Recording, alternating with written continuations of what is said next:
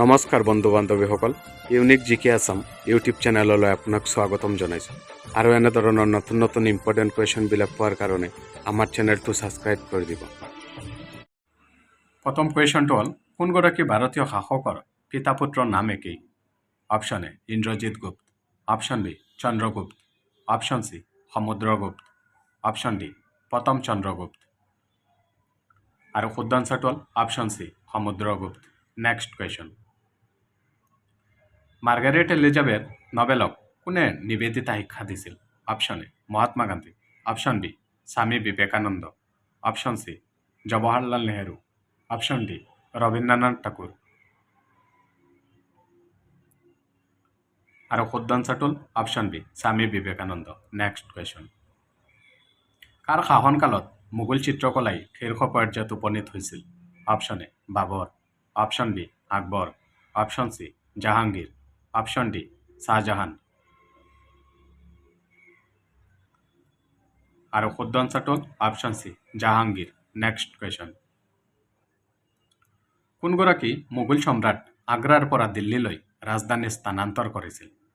Option A Akbar, option B Jahangir, option C Aurangzeb, option D Shahjahan.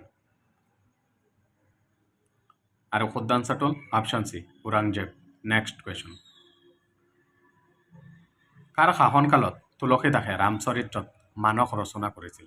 Option A Krishnadev Rai, option B Ram Rai, option C Jahangir, option D Akbar. আৰু শুদ্ধ আনচাৰটো হ'ল option D Akbar. Next question, Delhi Qutub মিনাৰৰ আধাৰশিলা কোনে স্থাপন কৰিছিল? Option A Qutubuddin Aibak, option B Muhammad Ghori, option C Krishnadev Rai, option D এটাও নহয়। আৰু শুদ্ধ আনচাৰটো হ'ল option A Qutubuddin Aibak. Next question, Magadh নামৰ ঠাইখিনি কোন ৰাজ্যত অৱস্থিত? Option A Bihar, option B Madhya Pradesh, option C Paschimbanga, option D Uttar Pradesh.